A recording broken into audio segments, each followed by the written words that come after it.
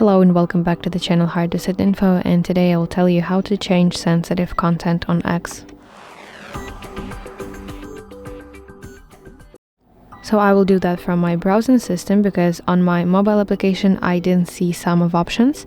And if you have that problem too, you have to go to your browser, then open official website of X, this is x.com, sign into your account, and now you have to tap your profile picture in the top left corner of your screen, scroll down to settings and privacy, then enter a section that says privacy and safety, and then go to content you see. And here in this section you will see two options. So the first one will be for your home page.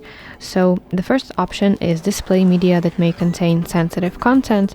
If you don't want to see your sensitive content on your home page, then you have to make sure that your checkbox right here is empty. And if you want to see sensitive content on X, then you have to put tick in this checkbox. And the second option is when you're searching for something on X. So you want to go to a section that says search settings, and you can put tick in this checkbox next to hide sensitive content line, or you can remove it if you don't want to see sensitive content when you search for something on X.